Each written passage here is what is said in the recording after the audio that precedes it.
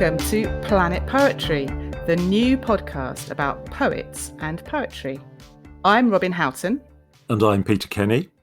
And today we're looking at the family, parents in particular, how they shape our lives and our writing. They may not mean to, but they do. In this issue, we feature a fascinating interview with Pascale Petit talking about life and poetry and her parents and the tiger girl that was her grandmother. We'll also be talking about what we've been enjoying reading lately. But home's a good place to start, isn't it? A good place to start exploring planet poetry. Well, before we get to that, to get us in the right mood, are you going to read us a poem, Robin? I am. I'm going to read a poem called The Sun. And this is by Mary Oliver, a much loved, much respected poet who died just last year. She was a prolific writer, and I think every poet has got at least one book by Mary Oliver on their shelf. The Sun. The son my father never had lived with me secretly. Before sleep, I thought of him with his strong wrists, with his eyes. My mother's body, too torn from the expulsion to bear again, fed me, but the longing was clear. Soon I could fight like a boy. I could shoot a gun. I could get lost and find my way home. I could not name the things I was afraid of, like my own body, cranky and mysterious as water. Of course, I dreamed a miracle would happen. How they loved him, his swagger, his long legs. So, in the end, I must pity them, I suppose, for the sorrow that hangs in the air even now when I greet them, as kindly as I can, in my happiness, in my soft body, in my long and shining hair. For it was all true, the miracle of myself, their dreams, their despair. Yikes. That sort of idea that you're the wrong sex and somehow not quite what they wanted.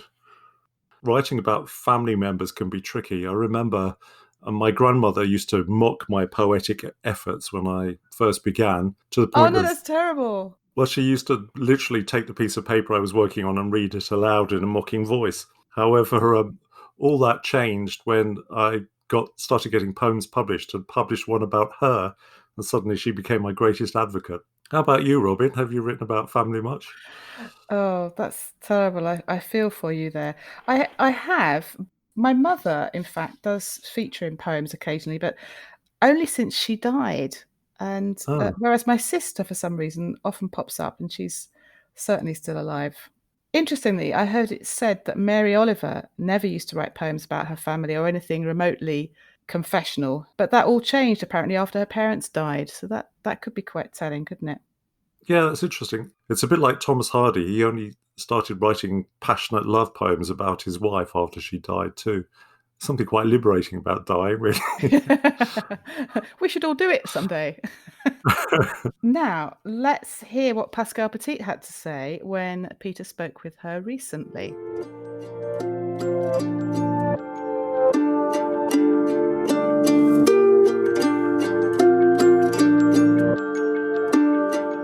Pascale Petit has just released her 8th collection of poems, Tiger Girl.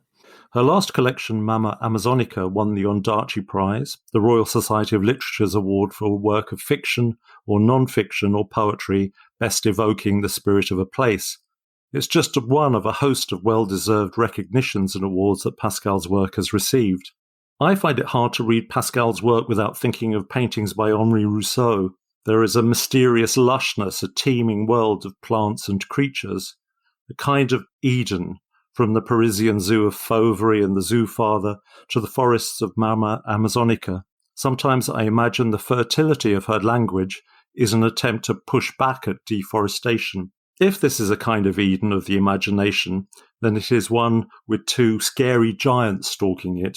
The figures of her mother and father loom over so much of what she writes, helping to bring a wild and electrical emotional charge to the poetry.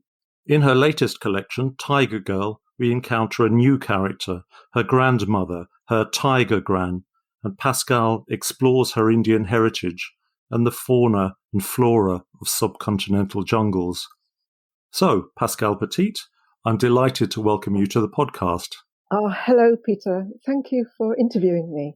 Well, the honour's all mine. I've been a long-standing fanboy, so this is. I'm just trying not to sound too gushing.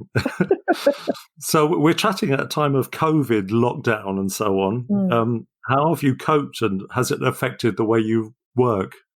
It certainly has, yes. I'm someone who normally, the minute that I finish one book, I start the next.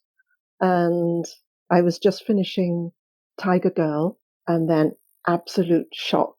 And I wouldn't call it a block, because I think it's my mind kind of rejigging itself, recalibrating. So much of my writing depends on travel, for one thing. Yes. And not writing about home.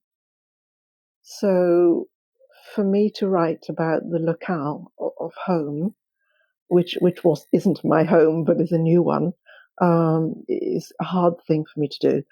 And I'm in shock, because also COVID comes from animals. They think that it comes from bats, maybe via pangolins. They're not sure. But this kind of, animals are my big passion in life, and to think that there is such a mismatch between the animal world is just brought into huge relief, that animals are being so tortured, and that they're getting viruses that we're getting, and they're being squeezed into smaller and smaller forests. So yeah, I need to take all this in, really. Actually, I hadn't thought about the consequences of COVID actually do feed into the river of your work. I can see you writing poems about it in the future.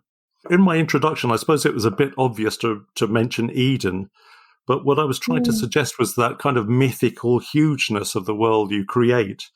How did your imagery become so fertile and so crammed with such a plethora of life? All I can do is guess, because I don't know. I'll grant you your poetic license. A few things occurred to me. I had a big contrast in my infancy. When I was a 2-month-old baby, I was taken from maybe a home, children's home in Paris, to my grandmother in Mid Wales, who had a big garden and lots of animals. And then when I was 2.5 years old, I was sent back to Paris. And so there must have been an Eden there in my head, I think. And Paris was awful for the time that I was there as a little child. And I was always taken from home to home. And then when I was 7, I came back to my grandmother's for 7 years. And then when I was 13 or 14, we had to go and live with my mother again. And this was in South Wales. And that was awful for me as a teenager. And to survive, I made these kind of places in my head where I could hide. And so I did naturally, when I was in Mid Wales with my grandmother, I had naturally done things like make little huts in the hedges, and under tree roots and things like that. And when I was going to grow up, I was going to become a hermit and live in the woods. That was my idea. And then I discovered the Romantic poets at school, and Keats in particular. And Keats' Ode to a Nightingale was like a friend. And I see that poem as being I see all his work as being a forest, a wood that expands, that is organic and grows outwards. And I don't know if that's what was meant, but that's how I perceived it. And I think I started building that forest in my head.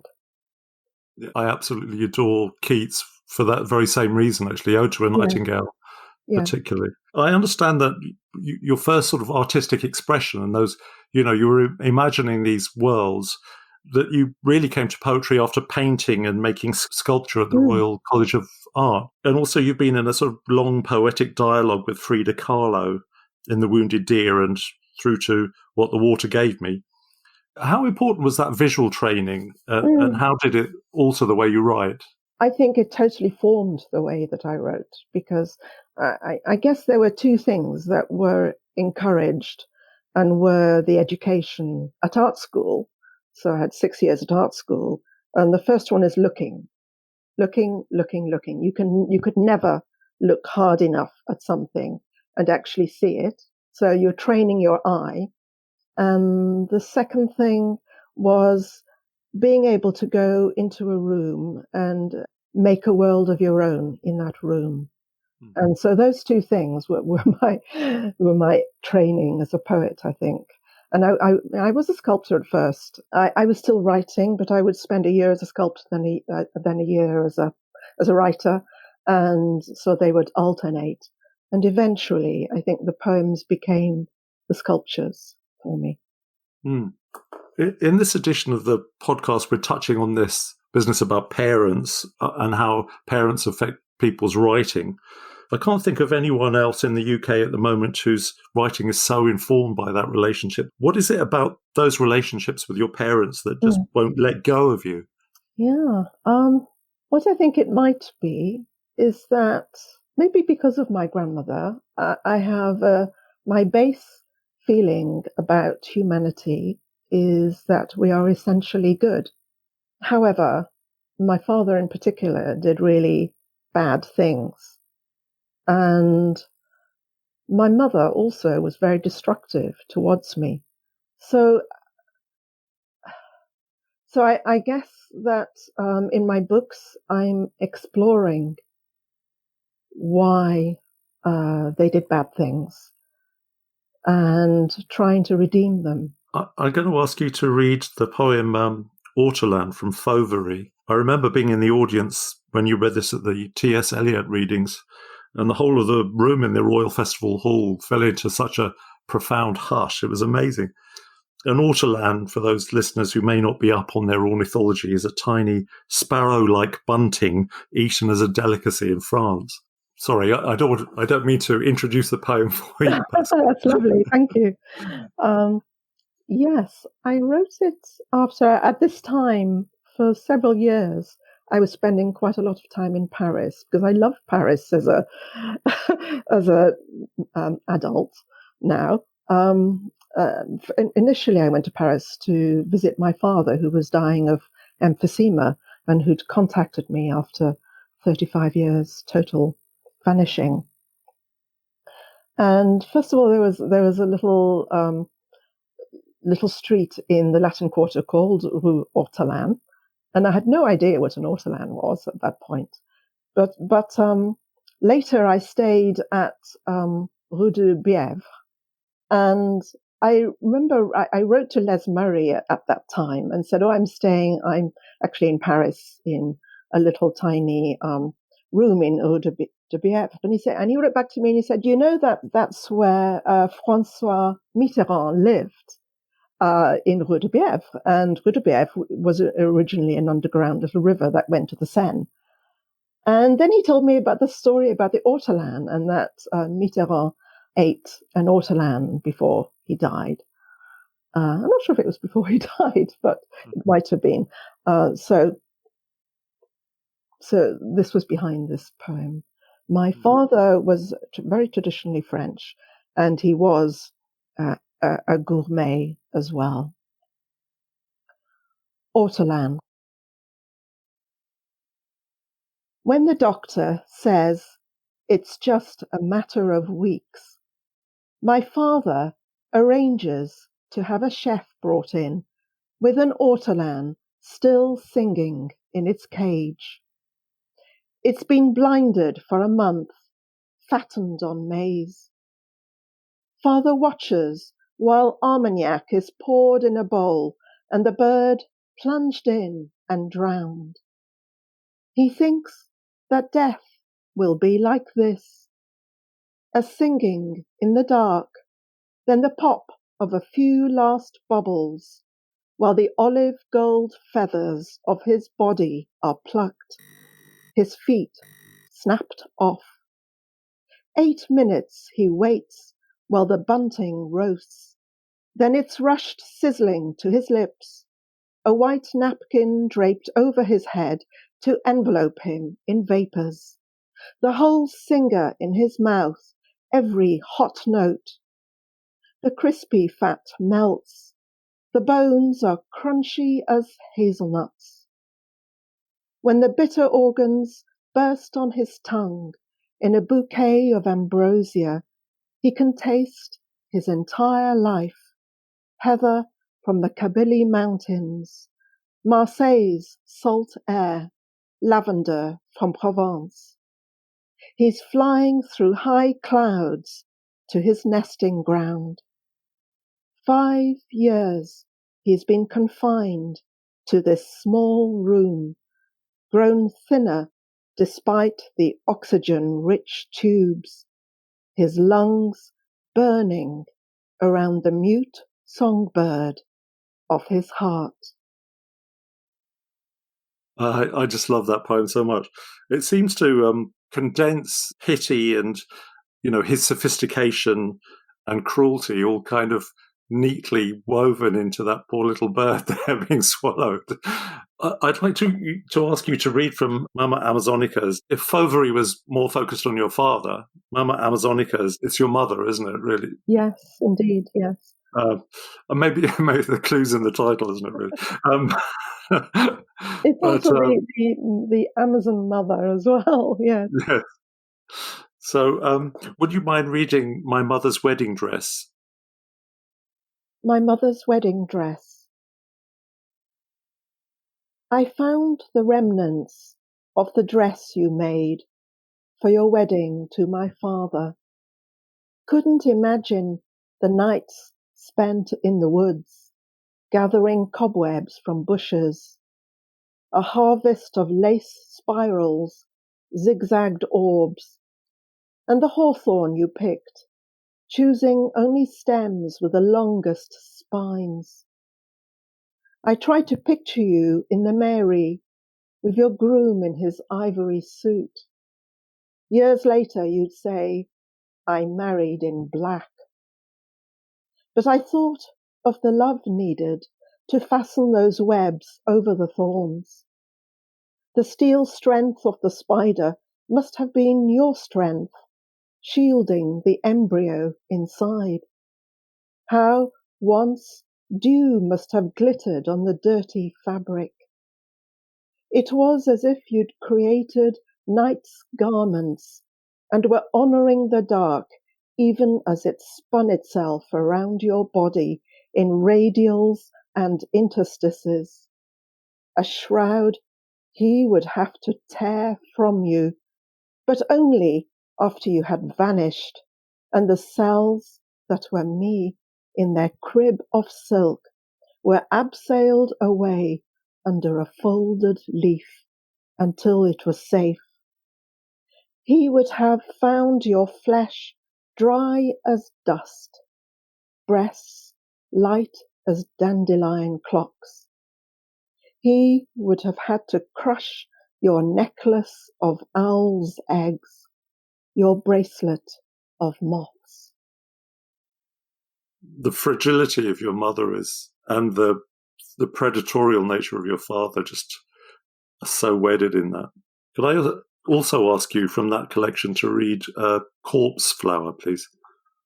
I think I've seen a corpse flower in Kew Gardens, and I'd seen one in the Eden Project as well, just before writing this. Incredible flowers from Sumatra, I think. Corpse flower. Some people have mothers. I have a corpse flower, her corm buried in the soil of my heart, where every hurt is stored, huge and heavy. I always know when she's about to erupt, because the sweat bees land on my face, Flesh flies crawl in my mouth. Overnight, she shoots through the top of my scalp, rearing into the sky. I wake to the stench of carrion, her one petal surrounding the monstrous spike is wide as a ballroom gown. The pleats meet red, the outside green as she once was when the screwworm took her dancing. Frilly wraparound that fell away when my father pushed her face down on the bed, revealing stigma broderie. Some people have mothers. I have a Titan arum, the full skirt of her spathe rotting until all that's left is the red stump bearing toxic fruit. Do you think of your poetry or the result and poems that come out of that as a kind of toxic fruit? Well, that one is. Yeah. I have to be honest in my poems, and there was so much toxicity. And how to excuse it. Your work seems to flow organically from book to book. It may be a bit of a cheeky question, but do you ever fancy just flying off at a tangent and writing about a trip to the laundrette or something?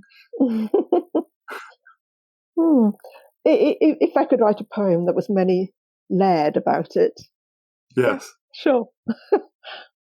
I'm not for a second suggesting you should. I do picture a river, of your work. It's so fertile and curves through the subject matter, and on each bank it's just lush with just loveliness. And I wouldn't want you to change that. But maybe I do write about trips to the laundrette, but they don't end up in books.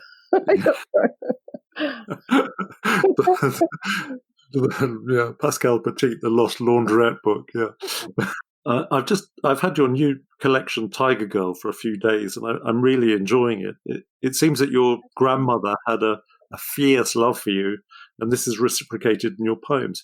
Yeah. Am I right to say this comes from a less complicated sort of love, isn't it? There's an unconditionalness about your love for her that can't exist for your parents. Yeah, it wasn't unconditional, actually. Okay. But it was real love. I mean, I know, mother love is meant to be unconditional. But there were conditions.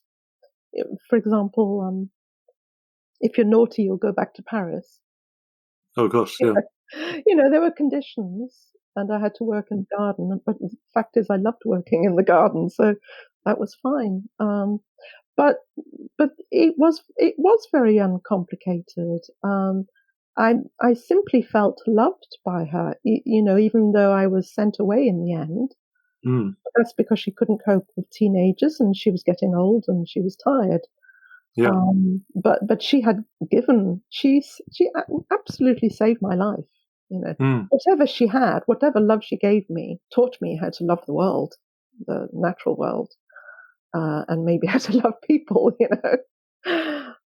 So I owe her a great deal. It has a bit of a personal resonance for me as well, because my grandfather, who died when I was young, was born in India, and he'd always concealed the fact that he was partly Bengali as well. Yeah, it was a big secret for my grandmother.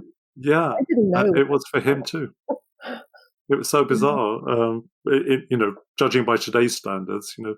I remember that the day I found out about it, which was quite a bit after he died, I really celebrated because I suddenly felt less vanilla. I became suddenly more interesting, in my own mind, anyway. In the poem Tiger Gran, we see your grandmother in Wales. I really like the little flashes of domesticity in this poem, even though she's sort of betraying elements of her dual heritage. Yes. Shall I read that? Yes, if you would. I'm all agog. Tiger Gran. My grandmother of the flying electric blanket, who speaks Hindi in her sleep, who has gharials in her black eyes, behind steamed-up glasses, a long nose like a mountain between two countries, one hot, one cold, who mothered me when I was newborn and saved me from going to the bad. My grandmother who returned me to my mother twice, which meant orphanage, which meant other people's homes. My grandmother who took me back for 7 years from age 7, who saved my life. Praise to the mothering of my tigress. My grandmother who works at the chippy, who takes in neighbors' washing, who cleans big houses, who makes me work in the garden for my keep, for whom I would weed the world, for whom I would pump the Severn to save her black hybrids, for she is a hybrid rose who has been saved. My grandmother who keeps a jungle folded in her greenhouse, who lets me join her in its heat heart. My grandmother whom I catch peeing among the plant pots, who explains she has only one kidney and can't always make it to our toilet. My grandmother whose hair fell out when they removed her kidney without anesthetic while she was pregnant with my uncle. My grandmother who shouts, "Avert your eyes," when she undresses, so I won't see the permanent tan under her clothes. My grandmother with a curse of second sight, but the blessing of second birth to her father's wife, so her real mother, the maid, would not be stoned. My grandmother who was left alone in a jungle tent by her white stepmother for the tiger to eat, who, when we are riding the winged blanket, tells me how she watched the vision enter and reached out to touch its dazzle, who was spared because she was not afraid, who held the wonder's gaze and saw its icicle teeth drip on the red tongue at the gate of paradise, but did not go down that carpet into the tunnel. My tawny grandma, with as many wrinkles as tributaries in the Ganges, her face the map of India when it's summer, the map of Wales in winter. And sometimes her wrinkles are stripes that scare me if I look at her when she is flying the tales of her stories. She who was left to run wild by her doting father when she wasn't slaving for his white family, who I am allowed to cuddle so I can sleep. My grandmother, the tiger girl, the untouchable. I really feel like I know her from that poem. It just conveys such a strength of personality. I love that. She was indeed a very strong character. So finally, like Mama Amazonica, a tiger girl engages with ecology and feels the pain of shrinking forests. How easy is it for you to blend the personal with global concerns such as deforestation and climate change? It comes naturally because I don't know, maybe when I was a baby with my grandmother, I saw the animals and I bonded with them. And for me, I just grew up bonding with animals and finding solace in them. As I got older, realizing that animals are really vanishing and their habitats, their homes are vanishing. And, the big garden, my grandmother's garden, which was like the world, is vanishing. And so it just seems like horrific to me that how can that be? I mean, it just isn't possible. It's like this planet might end up without animals and forests and healthy seas. It's unimaginably horrible, isn't it? Yeah. I think I don't know how really how how the two merge, but Yeah, they do in my mind. by the magic of poetry. That's how. So, because in the new collection, there's poems about Extinction Rebellion, Yeah. called hashtag Extinction Rebellion. There's another one I particularly like called Flash Forest. Would you mind reading that for us? Well, I wrote this. It's one of the last poems that I wrote in the book because it was I think it was last Christmas when the Australian bush, New South Wales, was on fire, and the Amazon was also on fire, and so the horror of all these forests going up in flames. Flash forests, just as an orphaned fawn will huddle against a wooden deer used for target practice. So I cling to you, my grandmother, while all around us the forests burn. It is I who turned the world ash Yggdrasil to ashes. I who watched on plasma screens as koalas charred. I who saw sloths with rare ecosystems on their upside-down fur cremated in backdrafts. Let me be your bat pup, and you can be my ficus religiosa. I'm hugging what's left, aerial roots of your hair I once buried my face in. I'll roost under your prayer leaves until the flames come. Thank you, Pascal. That's beautiful. When I was reading that the other day, that image of the orphaned fawn with the target mother literally made me cry. There's something very powerful about that poem. I love it. Thank you. So, well, I'd like to thank you so much, Pascal, for joining us on the podcast. It's been truly a wonderful experience talking to you. And thank you so much for all your kind comments. I wish you well with Tiger Girl and look forward to the forthcoming volume of COVID poetry, or however that's going to manifest itself. Thank you so much.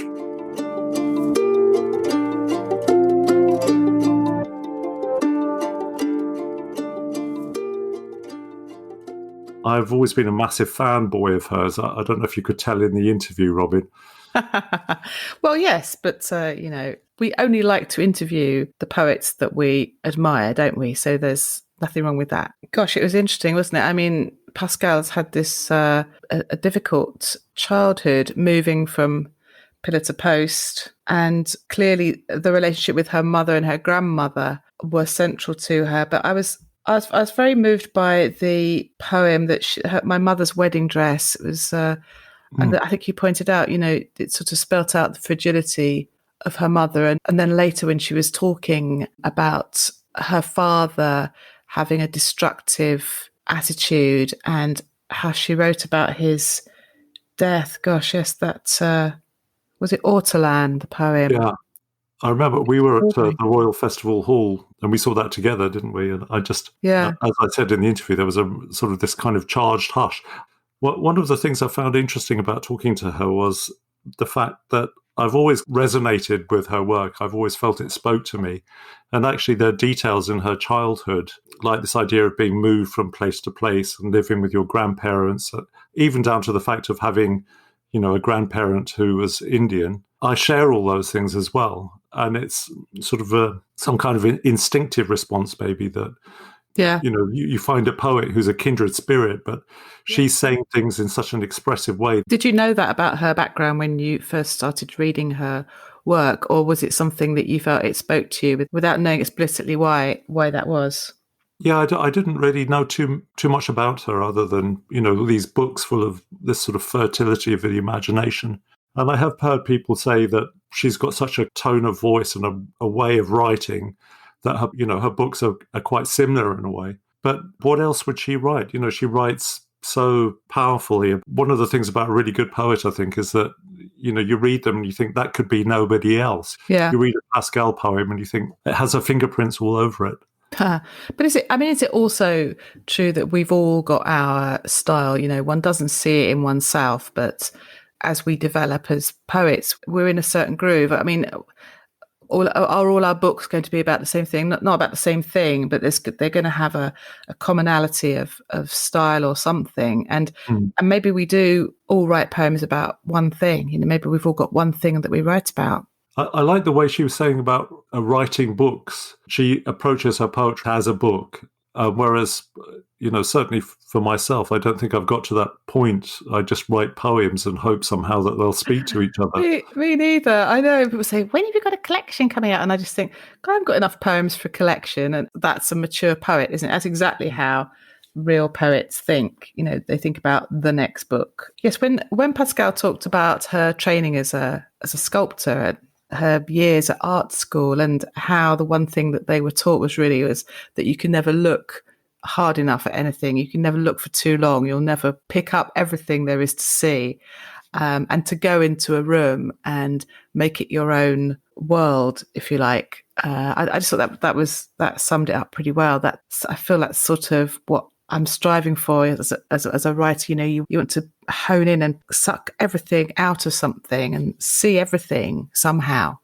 Yeah. It never seems to quite work for me. Yeah. Again, I identify with that. I did A-level art. She did lots of things I did, but just a bazillion times better. And when I listened again to the interview, I just thought, she was such a generous person and so happy to share her work and be open. Yeah, I agree. I came away and thought about, our conversation for a long time in real life afterwards. So I hope our podcast listeners get something from it as well. Sure they will.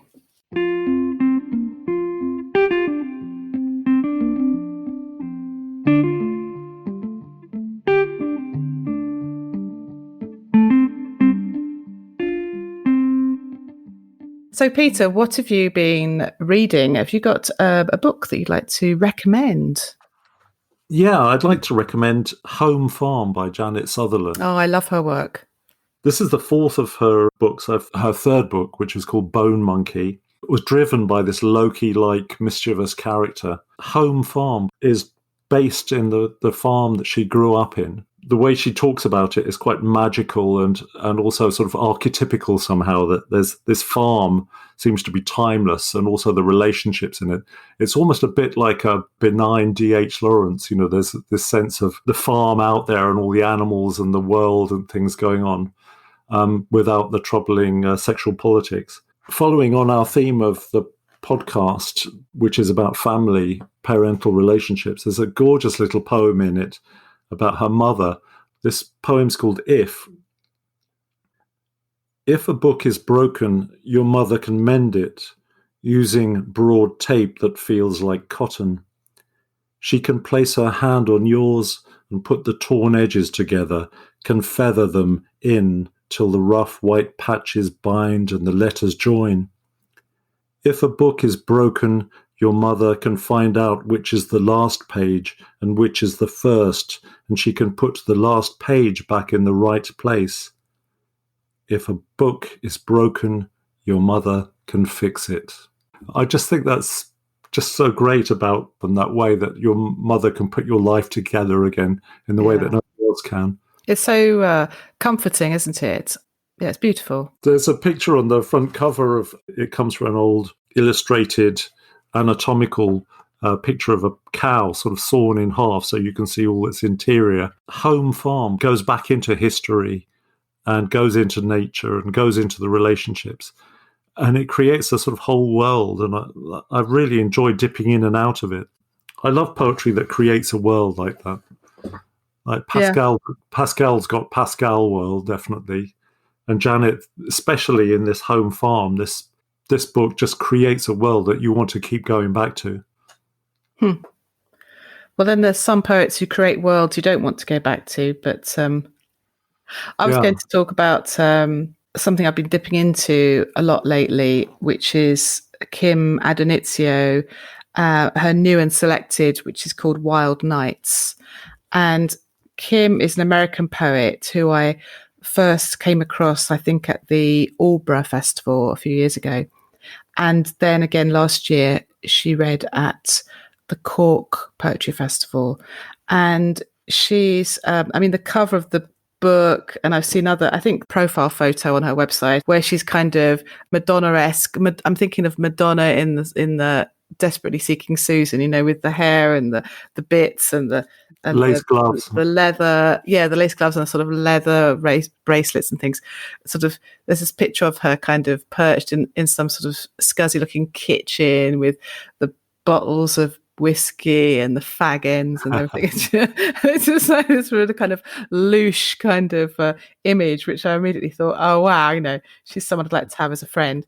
And but her poetry is it's just stunning, and it just sort of really grabs me. And a lot of the poems are about broken up relationships usually. Or are they bitter and twisted, or are they? There is some bitter and twisted, but it's also very creative. I mean, there's one poem about a woman who's clearly operating some kind of phone sex business from her home, and she's got the baby crying in the next room, and the guy on the other end of the phone is taking ages, and it turns out he's in a wheelchair, and it's just really bizarre. That sounds so curling. Yeah. A bit. But she's also written some beautiful, tender poems, to do with her daughter, and it's not all terrible, but she throws in a lot of ideas, symbols, images from real life, I suppose, if you like, the opposite of creating a dream world or looking back at the past. I suppose it's all a bit contemporary. How do men come out of it? Is it one of those men are all? No, I don't think it's a man. Yes, I know what you mean. I wouldn't say that at all. She's just got a very sharp eye, a sense of irony, a great sense of humour, black humour mostly. But I'll read this one anyway. This is death poem. I had the idea of death as a theme for one of our podcasts, but I think I should bring them in. But then there's enough death anywhere around in the world, in the poetry world anywhere, and this is what this is about, I think. So it's actually called Death Poem. Do I have to bring it up again? Isn't there another subject? Can I forget about the scrap of flattened squirrel fur fluttering on the road? Can I forget the road and how I can't stop driving no matter what, not even for gas or love? Can I please not think about my father left in some town behind me in his blue suit with his folded hands, and my grandmother moaning about her bladder and swallowing all the pills, and the towns I'm passing now? Can I try not to see them, the children squatting by the ditches, the holes in their chests and foreheads, the woman cradling her tumour, the dog dragging its crippled hips? I can close my eyes and sit back if I want to. I can lean against my friends' shoulders and eat as they're eating, and drink from the bottle being passed back and forth. I can lighten up, can't I? Christ, can't I? There is another subject. In a minute, I'll think of it. I will. And if you know it, help me. Help me. Remind me why I'm here. God, yeah. That idea of trying to escape from grief, but just travelling into more grief somehow. Yeah. And that plea at the end is quite moving. I know. So, Kim Adenizio, I've never heard of her, but that was I really enjoyed that poem. She's you'd enjoy her work, I think. Yeah, good fun. Well, fun. So much to read, isn't there? That's the problem. It's too much. And now that I'm preparing for my new course at York University, I've got a huge pile of books. I ought to mention also Don Patterson's. I'm a bit of a, you're a fanboy of Pascale Petit. I'm a fangirl of Don Patterson, of his work. But he's this huge tome of a book called The Poem, which is 900 pages long, I think. A third of the way through, and I'm really enjoying it. It's half of it. I have to look up so many words. I literally have to look up at least one word in every sentence to find out what the hell it means. But I can sort of read it like poetry. I don't feel I need to know exactly everything he's talking about. It just flows over me in a cloud of dondom. That sounds good. Actually, when I was doing philosophy, which in retrospect I'm singularly unsuited to, but I used to read some of the philosophical work like poetry as well. Somebody like Wittgenstein or something was so impenetrable that, if you treated it as a poem, you might get some kind of meaning from it. I think that's right. The Tractatus Logico Philosophicus was oh my one of God. them. Yeah.